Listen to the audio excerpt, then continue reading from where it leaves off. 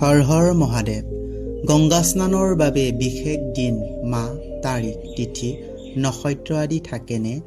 গংগা স্নান কৰি গংগা তীৰত কেনেকুৱা পূজা কৰিব লাগে?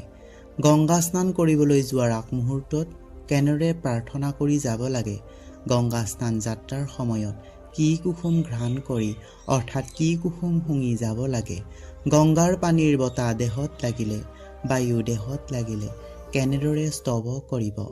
গংগা দেৱীক দৰ্শন কৰি স্পৰ্শ কৰি কেনেদৰে স্তৱ কৰিব?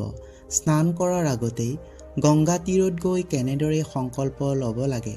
কি কি অপৰাধৰ পৰা হাতসাৰি থাকিব লাগিব? কেনেধৰণৰ মনোভাৱ ৰাখিলে ভাল হয়? কেনেধৰণৰ পাপ ক্ষয় হয়? কি পুণ্যফল প্ৰাপ্ত হয়? এই সকলো প্ৰশ্নৰ উত্তৰ বিচাৰি মন মগজু সতেজ কৰা এটি পুৰণি আখ্যানৰ গভীৰতা অনুভৱ কৰোঁ আহক। শিৱ মহাপুৰাণৰ সনত কুমাৰ সংহিতাৰ অষ্টম অধ্যায়ত বৰ্ণিত এই পবিত্ৰ কথাৰ জৰিয়তে আমি গংগা স্নান বিধি আৰু স্নানৰ মাহাত্ম্য পুণ্যদায়ক কথা আপোনাসৱৰ মাজত আগবঢ়াবলৈ লৈছোঁ। মহাদেৱ আৰু গংগা দেৱীৰ চৰণত এই পুণ্যদায়ক কথাটি উৎসৰ্গিত কৰিবলৈ লৈছোঁ। এই সময়ত সনাতন ধৰ্মৰ জাগৰণৰ উৎসৱ মহাকুম্ভ চলি আছে।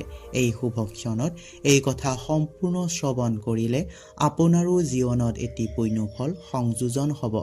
নমস্কাৰ প্ৰিয় দৰ্শক বৃন্দ, তুলসী ডিভাইন ইনচাইটলৈ আপোনাক হৃদয়ংগম স্বাগতম। তেন্তে আহক ভিডিঅ'টি লাইক কৰি এই অমৃতময় কথা আৰম্ভ কৰোঁ। নৈমিষাৰণ্যৰ মুনিগণে সনত কুমাৰক কৈছিল, হে বিধিসূত, আপোনাৰ মুখে গংগাৰ কথা শ্ৰৱণ কৰি অমৃতপান কৰা যেন লাগিছে। আপুনি আগতেই কৈছে বিধিমতে গংগা স্নান কৰিব লাগে। হে প্ৰভু, গংগা স্নান বিধি কেনেকুৱা আমাক জনাওক। সেই কথা শুনিলে আমি পৰম আনন্দিত হ'ম। মুনিগণৰ কথা শুনি সনত কুমাৰে কৈছিল, আপোনালোকে সোধা কথা বৰ্ণনা কৰোঁ শুনক। যি সময়ত গংগা স্নান কৰিবৰ ইচ্ছা প্ৰকাশ কৰে সেই সময়ত গংগা স্নান কৰিব পাৰে। গংগাত স্নান কৰি উঠি ঋষিগণ, পিতৃগণ আৰু দেৱগণক সযতনে পূজা কৰা উচিত।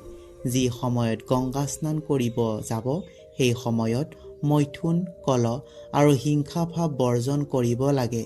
গুৰু, পিতৃ, দেৱতা, দিকপালগণ, গন্ধৰ্ব, কিন্নৰ, ঋষি, গ্ৰহাদিৰ উদ্দেশ্যে প্ৰণাম জনাই এনেদৰে প্ৰাৰ্থনা কৰিব লাগে। হে লোকত্ৰাতা দেৱী গংগা, তুমি বিঘ্ন বিনাশিনী, তোমাক নমস্কাৰ কৰোঁ জগত জননী। তোমাক দৰ্শন কৰিবলৈ শুভযাত্ৰা কৰিব বিচাৰিছোঁ। তুমি মোক অনুমতি দিয়া। মই তোমাৰ চৰণত ভক্তিভাৱে প্ৰণাম জনালোঁ। এনেদৰে প্ৰাৰ্থনা কৰি বেল তুলসীৰ পাত ঘ্ৰাণ কৰি আৰু বেল তুলসী গছলৈ প্ৰণাম জনাই আনন্দ মনে গংগা স্নানলৈ যাত্ৰা কৰিব লাগে। হে মুনিগণ, পথত, গৃহত, ৰাতি বা দিনত দ্ৰব্য আদি দান কৰা সময়ত, শয়ন কৰা সময়ত, ভোজন কৰা সময়ত সদায় গংগাক স্মৰণ কৰিব লাগে। তেনে কৰিলে সৰ্বসিদ্ধি লাভ হয়।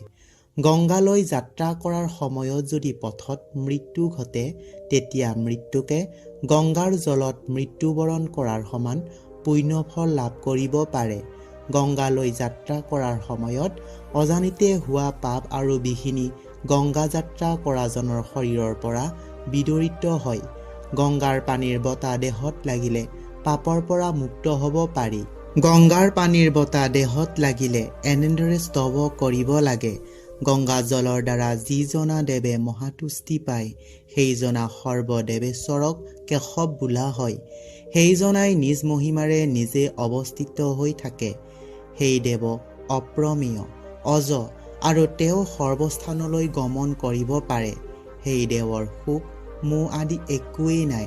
তেওঁ ব্যোমদেহ ৰূপী বিষ্ণু সনাতন। তেওঁ সদায় অভয় প্ৰদান কৰি থাকে। তেওঁ সদায় সৰ্বস্থান ব্যাপী থাকে। তেওঁ অমৃত স্বৰূপ। মই সদায় তেওঁক হৃদয়ৰ মাজত স্মৰণ কৰি থাকোঁ।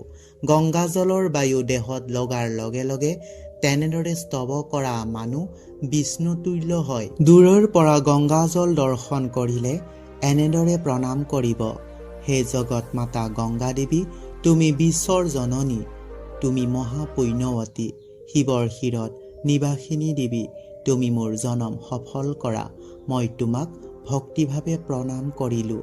তাৰ পাছত গংগাৰ পানীৰ ওচৰলৈ গৈ গংগাৰ পানী স্পৰ্শ কৰি, হে দেৱী গংগা, মই তোমাক ভক্তিভাৱে প্ৰণাম জনাই জলৰূপিণী তোমাক স্পৰ্শ কৰিলোঁ। তুমি বিষ্ণু দেহৰ ঘামৰ পৰা জন্ম লাভ কৰিছা। হে পতিত পাৱনী, তুমি মোৰ প্ৰতি তুষ্ট হোৱা বুলিব লাগে। এনেদৰে কৈ হাতৰ দ্বাৰা গংগাজল স্পৰ্শ কৰাৰ পাছতহে গংগাজলত নামি স্নান কৰিব লাগে। তেনেদৰে স্নান কৰিলেহে পুণ্যফল আৰু অভিলাষিত ফল লাভ কৰিব পাৰি। মানুহে ভক্তিভাৱে বিধিমতে গংগাৰ পানীৰে স্নান কৰি পৰম মুক্তি লাভ কৰিব পাৰে। কোনো সংকল্প নকৰাকৈ গংগাজলত স্নান কৰা মানুহেও অন্তিমত বৈকুণ্ঠ ধামলৈ গতি কৰিব পাৰে। সেই মানুহৰ দেহত কোনো পাপ নাথাকে। দেৱ, পিতৃ, ঋষিগণ সেই মানুহৰ প্ৰতি সদায় তুষ্ট হৈ থাকে। যথাবিধি জাহ্নৱীৰ পানীত স্নান কৰি বিধিমতে তৰ্পণ কৰিব লাগে। আন চিন্তা মনলৈ নানি অনবৰত ইষ্টদেৱক স্মৰণ কৰি যদি কোনো মানুহে তিনি নিশা গংগাৰ পাৰত বাস কৰে, তেতিয়া সেই মানুহেও গংগাৰ কৃপাত পৰম মুক্তি লাভ কৰিব পাৰে। গংগাৰ জলত কোনো মানুহে যদি এক মুহূৰ্ত সময় থাকি ভক্তিভাৱে স্নান কৰ্ম কৰে, সেই মানুহৰ সৰ্বপাপ বিনাশ হয়। গংগাত স্নান কৰি গৃহলৈ যোৱাৰ সময়তো পুনৰ যেন গংগা দৰ্শন কৰিব পাৰে, সেই কামনা কৰি গংগাক প্ৰণাম জনাই গৃহলৈ গমন কৰিব লাগে।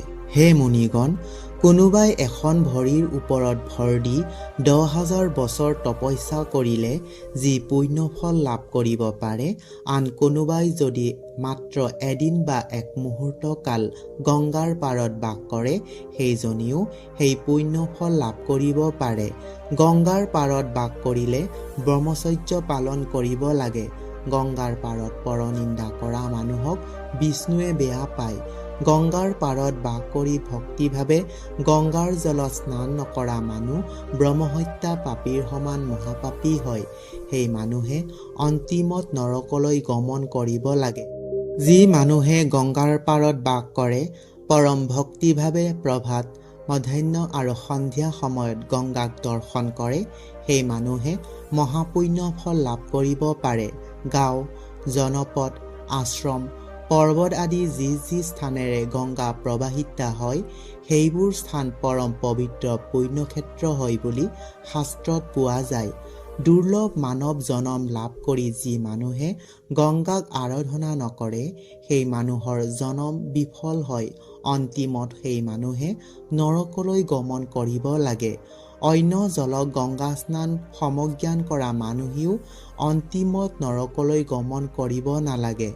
গংগা তীৰত অৱস্থান কৰা মানুহক কন্যাদান কৰিলেও গয়া শ্ৰাদ্ধ কৰাৰ সমান পুণ্যফল লাভ কৰিব পাৰি। তেনে কৰিলে পিতৃগণেও তেওঁৰ ওপৰত তুষ্ট হয়। গংগাৰ পাৰত বসবাস কৰা মানুহক ভূমিদান কৰিলে সেই দাতাই অন্তিমত স্বৰ্গত বাস কৰিব পাৰে। সেই মানুহে সেই পুণ্যৰ ফলত চতুৰ্দশ ইন্দ্ৰৰ ৰাজত্ব কালৰ সমান স্বৰ্গত মহা আনন্দে বাস কৰিব পাৰে। গংগাৰ পাৰত বাস কৰা মানুহে কিবা কাৰণত কোনো সময়ত অপৰাধ কৰিলেও সেই মানুহক প্ৰহাৰ কৰিব নালাগে। সেই মানুহক ভৱিষ্যতে তেনে অপৰাধ নকৰিবলৈ সকীয়াই দিব লাগে। তাকে নকৰি এই অপৰাধৰ বাবে প্ৰহাৰ কৰা জনৰ ওপৰত দেৱগণ ৰুষ্ট হয়। গংগাৰ পাৰত বাস কৰা মুনি অথবা ধাৰ্মিক মানুহক সামান্য মানৱ জ্ঞান কৰিব নালাগে। সেইবোৰক সামান্য মানুহ বুলি ভবাজনে অন্তিমত নৰকত বাস কৰিব লাগে। যি মানুহে গংগা নদীক সামান্য নদী জ্ঞান কৰি সেই নদীৰ পাৰত মলমূত্ৰ ত্যাগ কৰে, মনৰ আনন্দত যিয়ে বিভিন্ন পাপ কৰ্ম কৰে, সেই পবিত্ৰ নদীত আৱৰ্জনা, শ্লেষ্মা, নখ আদি নিক্ষেপ কৰে, সেইবোৰ মানুহক পিশাচগণে ভীষণ শাস্তি প্ৰদান কৰে। শিৱৰ অলেখ কিংকৰে গংগা ভৈৰৱ নাম ধাৰণ কৰি অদৃশ্যভাৱে গংগাৰ তীৰত ভ্ৰমণ কৰি থাকে। সেই কিংকৰবোৰে কেতিয়াবা বিভিন্ন ৰূপ ধাৰণ কৰিও গংগাৰ পাৰত ভ্ৰমণ কৰি থাকে। আনৰ অনিষ্ট সাধন কৰা, কপট স্বভাৱযুক্ত, গংগাজল অপবিত্ৰ কৰা, আৱৰ্জনাদি পৰিত্যাগ কৰা মানুহক গংগা ভৈৰৱগণে কেতিয়াও গংগাৰ পাৰত থাকিব নিদিয়ে। ইয়াৰ বাহিৰেও সেই ভৈৰৱগণে বিভিন্ন ৰোগাৰীৰ দ্বাৰা ভীষণ শাস্তি প্ৰদান কৰে। সেই মানুহে অন্তিমত নৰকত বাস কৰি যমদূতৰ ভীষণ শাস্তিৰ ভোগ লাভ কৰিব লাগে। যি মানুহৰ মনত কপটতা ভাৱ নাই, যিয়ে কেতিয়াও আনৰ অনিষ্ট সাধন নকৰে, যিয়ে সদায় দেৱভক্তি কৰে, পিতৃগণৰ উদ্দেশ্যে তৰ্পণ কৰে, অতিথি সেৱা কৰে, সেই সাধু মানুহে গংগাৰ পাৰত বাস কৰি অন্তিমত দেহ ত্যাগ কৰিলে বৈকুণ্ঠত বাস কৰিব পাৰে। কপট স্বভাৱৰ মানুহৰ গংগাৰ পাৰত অথবা গংগাৰ জলত মৃত্যুবৰণ কৰাৰ সৌভাগ্য নহয়। সনত কুমাৰৰ মুখে সেইবোৰ শ্ৰৱণ কৰি নৈমিষাৰণ্যৰ মুনিগণে কৈছিল, হে ব্ৰহ্মাৰ পুত্ৰ, গংগাৰ জলত মৃত্যুবৰণ কৰা মানুহে কি ফল লাভ কৰিব পাৰে আৰু কি মানুহৰ গংগাৰ জলত মৃত্যু প্ৰাপ্ত হয়, সেই কথা জনাও। মুনিগণৰ কথা শুনি সনত কুমাৰে কৈছিল, হে মুনিগণ, যি মানুহে মানৱ জনম লাভ কৰি কোনো পাপ কৰ্ম নকৰে, সেই মানুহে গংগাত মৃত্যুবৰণ কৰিব পাৰে। গংগাত মৃত্যুবৰণ কৰা মানুহৰ কৃতপাপ বিনাশ হয়। সেই মানুহে কোটি জন্মাৰ্জিত পুণ্যফল লাভ কৰে। তাত কোনো সন্দেহ কৰিব নালাগে। শত শত পাপ কৰ্ম কৰিও যি মানুহে গংগাৰ জলত জীৱন ত্যাগ কৰে, সেই মানুহৰ পাপবোৰ ক্ষয় হয় আৰু দিব্য বিমানত আৰোহণ কৰি বৈকুণ্ঠলৈ গমন কৰে। যিয়ে জানি বা নাজানি গংগাত মৃত্যুবৰণ কৰে, সেই মানুহেও গংগাত মৃত্যু হোৱা পুণ্যফল লাভ কৰিব পাৰে। কীট পতংগাদি গংগাৰ পানীত পৰি মৃত্যুবৰণ কৰাৰ লগে লগে মুক্তি লাভ কৰি স্বৰ্গত বাস কৰিব পাৰে। সেইবোৰ কীট পতংগাদিৰ জীৱৰ ওপৰত যমৰ অধিকাৰ নাথাকে। সেইবোৰ জীৱে দেৱগণৰ সৈতে পৰম আনন্দ মনে স্বৰ্গত বিহাৰ কৰিব পাৰে। যি মানুহে সদায় সন্তুষ্ট হৈ থাকে, যিয়ে আনৰ উপকাৰ কৰিবলৈ ব্যাকুল হৈ থাকে, যিয়ে একান্ত মনে দেৱ পিতৃগণক ভজে, যিয়ে অতি যত্নেৰে অতিথি সৎকাৰ কৰে, গুৰু আৰু দেৱতাক সমজ্ঞান কৰে, মন্ত্ৰ আৰু ব্ৰহ্ম সমান বিচাৰ কৰে, সত্যৰ বাহিৰে যিয়ে মিছা নকয়, শত্ৰু আৰু মৃত্যুৰ যিয়ে সদ্গতি কামনা কৰে, আনক যিয়ে কোনো প্ৰবঞ্চনা নকৰে, সেইবোৰ মানুহৰহে গংগাৰ পবিত্ৰ জলত মৃত্যু হোৱাৰ সৌভাগ্য হয়। হে মুনিগণ, মই আপোনালোকক গংগাত মৃত্যুবৰণৰ কাহিনী এটি কওঁ শুনক। পৃথিৱীত প্ৰয়াগ নামৰ এখন পবিত্ৰ তীৰ্থস্থান আছে। মানুহে মোক্ষ লাভৰ আশাত সেই তীৰ্থস্থানলৈ গমন কৰি থাকে। সেই তীৰ্থস্থানত জাহ্নৱী, যমুনা আৰু সৰস্বতী ত্ৰিবেণী নামে তাত অৱস্থিত হৈ আছে। সেই ত্ৰিবেণী সংগমত যি মানুহৰ মৃত্যু হয়, সেই মানুহে মুক্তি লাভ কৰে। সেই স্থানত যমুনাৰ পানীত গংগাৰ পানী মিলিত হৈ পৰম সৌন্দৰ্য বৰ্ধন কৰিছে। সৰস্বতী নদীও সেই স্থানত গুপ্তভাৱে আছে।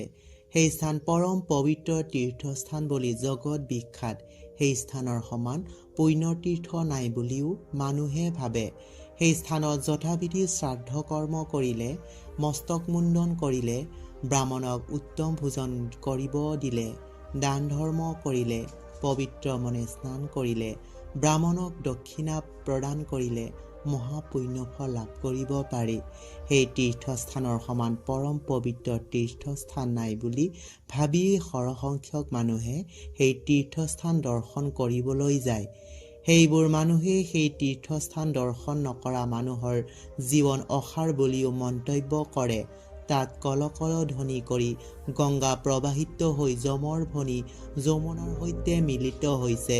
গংগাৰ পবিত্ৰ জল যমুনাৰ জলৰ লগত মিলিত হোৱা স্থানৰ শোভা দৰ্শন কৰিলে মানুহৰ মন পৰম পবিত্ৰ হয়। বহুসংখ্যক ধৰ্মপ্ৰাণ ব্যক্তিয়ে সেই তীৰ্থস্থানলৈ গমন কৰি শ্ৰাদ্ধ, দান, দক্ষিণা, চূড়াকৰণ আদি কৰ্ম কৰে আৰু সেই কৰ্মত উপবিষ্ট থকা ভক্তগণক যথাসাধ্যে ভোজন আদি কৰিব দিয়ে। তেনে কৰ্ম কৰা পবিত্ৰ মনৰ মানুহে অন্তিমত মুক্তি লাভ কৰিব পাৰে। সেই তীৰ্থস্থানলৈ বিৰাট নামৰ এজন দস্যুৱে সদায় গমন কৰিছিল আৰু তীৰ্থযাত্ৰীক অকলে বনৰ মাজত দেখা পালে সেইজনাক প্ৰহাৰ কৰি তেওঁৰ লগত থকা ধন সোণ হৰণ কৰি জীৱিকা নিৰ্বাহ কৰি আছিল। বিৰাট দস্যু সেই তীৰ্থস্থানৰ পৰা কিছু আঁতৰত এজনী বেশ্যাৰ সৈতে বসবাস কৰি আছিল। তেওঁ নিশা ভাগত মানুহৰ গৃহত প্ৰৱেশ কৰি নিতৌ মানুহৰ গৃহৰ পৰা যিকোনো দ্ৰব্য হৰণ কৰি সেইবোৰ সেইজনী বেশ্যাক প্ৰদান কৰি দিন কটাইছিল। তেওঁ পাপলৈ ভয় কৰা নাছিল। পাপ কৰিলে অন্তিমত কি ফল লাভ কৰিব সেই কথাও জনা নাছিল। তেওঁ কোনোদিনে কোনো ধৰ্ম কৰা নাছিল। তেওঁ দস্যুবৃত্তি কৰি পৰম আনন্দ লাভ কৰিছিল। সেই বৃত্তিৰে উপাৰ্জন কৰা ধন সোণ আৰু আন দ্ৰব্য বেশ্যাজনীক প্ৰদান কৰি সুখেৰে বাস কৰিছিল। বেশ্যাৰ প্ৰেমত মগ্ন হোৱা দস্যুজনৰ দেহ কৃষ্ণ বৰ্ণৰ, চকু লোহিত বৰ্ণৰ আৰু অনবৰত সুৰাপান কৰি থকা স্বভাৱৰ আছিল। সেইবাবে তেওঁ দস্যুবৃত্তিলৈ কোনো ভয় কৰা নাছিল। যিদিনা আনৰ দ্ৰব্য হৰণ কৰাৰ সুযোগ নাপায় সেইদিনা বনৰ পশু পক্ষী বধ কৰিছিল। সেই পশু পক্ষীৰ মাংস চৰ্ম আদি বজাৰত বিক্ৰয় কৰিয়েই সেইদিনাৰ প্ৰয়োজনীয় খাদ্যৰ খৰচৰ যোগাৰ কৰিছিল। এনেদৰে বহু বছৰ অতিবাহিত কৰাৰ পাছত এদিন এটি অতীব আচৰিত ঘটনা ঘটিছিল। সেইদিনা গংগাৰ পাৰে পাৰে সেই দস্যুৱে ভ্ৰমণ কৰি থাকোঁতে এখন আম গছৰ বাগান দেখা পাইছিল। আমৰ বাগানত থকা বহু আম গছত ডাঙৰ ডাঙৰ আম পকি থকা দেখা পাইছিল আৰু বহু বাগান ৰখীয়াই সেই বাগান ৰক্ষা কৰি থকা দেখা পাইছিল। বাগানত বহু মানুহে বাগান ৰক্ষা কৰি থকা বাবে আম চুৰ কৰিব নোৱাৰি দস্যুৱে মনতে ভাবিছিল, নিশা নিশ্চয় এই বাগানৰ ৰখীয়াবোৰে বাগানত নাথাকে। এই সময়ত এই বাগানৰ পৰা আম চুৰি কৰিলে ৰখীয়াবোৰে মোক ধৰি বান্ধি মাৰধৰ কৰিব। মই নিশা ইয়ালৈ আহি আম চুৰ কৰিব লাগিব। তেওঁ বাগানৰ কাষৰ পৰা আন স্থানলৈ গমন কৰিছিল। গভীৰ নিশা সেই দস্যুৱে পুনৰ সেই আমৰ বাগানলৈ গৈছিল। বাগানৰ মাজত কোনো মানুহ নেদেখি তেওঁ এজোপা প্ৰকাণ্ড আম গছত উঠিছিল। তেওঁ সেইজোপা আম গছৰ পৰা বহুসংখ্যক পকা আম পাৰিছিল আৰু মনতে ভাবিছিল, মই এইবোৰ আম কাইলৈ বজাৰলৈ নি বিক্ৰয় কৰিলে বহু সংখ্যক ধন পাম। মই নিতৌ এই বাগানৰ পৰা আম পাৰি সহজে ধনী হ'ব পাৰিম। আমৰখীয়া মানুহবোৰে সেই বাগানৰ কাষৰ গৃহত শুই আছিল। গছৰ পৰা অবিৰামভাৱে আম মাটিত পৰা শব্দ শুনি ৰখীয়াবোৰে চাকি জ্বলাই লৈ আমৰ গুৰিলৈ গমন কৰিছিল। উজ্জ্বল পোহৰৰ চাকি হাতত লৈ বহু সংখ্যক বাগান ৰখীয়া সেইজোপা আমৰ গুৰিলৈ আহি থকা দৰ্শন কৰিছিল দস্যুৱে। ধৰা পৰাৰ ভয়ত খৰধৰকৈ গছৰ পৰা নামিব খোজাত এডাল শুকান ডালত খোজ দিওঁতে ডাল ভাঙি নৈত পৰিছিল। সেইজোপা আম গছ গংগাৰ নিচেই কাষতে আছিল। দস্যুৱে গছজোপাৰ শুকান ডালৰ পৰা ছিটকি গংগাৰ পানীত পৰিছিল। গংগাৰ প্ৰবাল সোঁতে তেওঁক কিছু দূৰলৈ উটুৱাই নিছিল। তেওঁ সাঁতুৰিব নজনা বাবে গংগাৰ পানীত ডুবি মৃত্যুবৰণ কৰিছিল। সেই দস্যুৰ মৃত্যু ঘটাৰ লগে লগে তেওঁৰ আত্মাক বান্ধি ধৰি যমদূতে নিবলৈ সাজু হৈছিল। সেই সময়তে হাতত ত্ৰিশূল ধাৰণ কৰা শিৱৰ দূত এজন উপস্থিত হৈ যমদূতক কৈছিল, হেৰা যমদূতগণ, তোমালোকে এই দস্যুৰ আত্মাক বান্ধি ধৰি নিনিবা। এইজনক মই শিৱলোকলৈ নিম। শিৱদূতৰ কথা শুনি যমদূতে কৈছিল, হেৰা শিৱদূত, এই মহাপাপীয়ে জীৱিত কালত বহু অপকৰ্ম কৰিছে। আমি এই পাপীক নৰকত ৰাখি কৃতপাপৰ শাস্তি প্ৰদান কৰিম। এই পাপীয়ে কোনো ধৰণৰ পুণ্য কৰা নাই, গতিকে তুমি কিয় এই পাপীক শিৱলোকলৈ নিবা? যমদূতৰ কথা শুনি শিৱদূতে কৈছিল, তোমালোকে কোৱা কথা মিছা বুলিব নোৱাৰি, কিন্তু তোমালোকে পাপ পুণ্যৰ কথা একো নাজানা। হেৰা যমদূতগণ, এই বিৰাট দস্যুৱে জীৱিত কালত মহাপাপ কৰিছিল যদিও এওঁৰ মৃত্যু গংগাৰ জলৰ মাজত হৈছে। গংগা জলৰ মাজত মৃত্যুবৰণ কৰা বাবে এওঁৰ সৰ্বপাপ বিনাশ হৈছে। তোমালোকে এওঁৰ আত্মাক পৰিত্যাগ কৰি যমৰজাক মোৰ কথা জনোৱাগৈ। যমদূতে ভয়তে সেই দস্যুৰ আত্মাক এৰি থৈ যমলোকলৈ গমন কৰিছিল। খন্তেক পাছতেই এখন সুসজ্জিত দিব্য বিমান তাত উপস্থিত হৈছিল। সেই মুহূৰ্তে বিৰাট দস্যুৰ আত্মাই শিৱদূতৰ দৰে ৰূপ ধাৰণ কৰি শিৱদূতৰ সৈতে আনন্দমনে শিৱলোকলৈ গমন কৰিছিল। সনত কুমাৰে পুনৰ মুনিগণক কৈছিল, হে মুনিগণ, মহাপাপী বিৰাধে গংগাৰ জলত পৰি মৃত্যুবৰণ কৰাৰ ফলত পাপৰ পৰা পৰম মুক্তি লাভ কৰি কৈলাসলৈ গমন কৰি মহাসুখেৰে বাস কৰিছে। গংগা জল পৰম পবিত্ৰ জল, গতিকে আপোনালোকে সদায় গংগাক স্মৰণ কৰি থাকিব। গংগাই সকলোৰে মনোবাঞ্ছা পূৰণ কৰে। তেওঁৰ সমান পাপীক পাপৰ পৰা উদ্ধাৰকাৰিনী কোনো নাই। প্ৰিয় দৰ্শক বৃন্দ, যদি এই আধ্যাত্মিক কাহিনী আপোনাৰ মনত গুৰুতৰ প্ৰতিফলন ঘটিছে, তেন্তে ভিডিঅ'টি লাইক কৰি এনেধৰণৰ শাস্ত্ৰসন্মত ভিডিঅ' পাবলৈ চেনেলটি ছাবস্ক্ৰাইব কৰি এই চমৎকাৰী কাহিনীৰ বিস্তাৰ কৰাত যোগদান কৰক। কমেণ্ট বক্সত বাবা ভোলানাথৰ প্ৰশংসা কৰিবলৈ যেন নাপাহৰে। এই পবিত্ৰ কাহিনী আমাৰ হৃদয়ত সুমধুৰ স্মৃতি সাঁচি ৰাখিবলৈ ছ'চিয়েল মিডিয়াৰ বিভিন্ন গ্ৰুপত এই ভিডিঅ'টি শ্বেয়াৰ কৰক, যেন সকলোৰে মাজত এই আধ্যাত্মিক বাণী প্ৰচাৰিত হয়। এই কাহিনীৰ আলোচনাৰ বাবে আপোনাৰ পৰা উৎসাহিত কৰা এক অনুৰাগ বাঞ্ছা কৰি সঁচা প্ৰেম আৰু ভক্তিৰ কামনাৰে জয় শিৱ শম্ভুনাথ।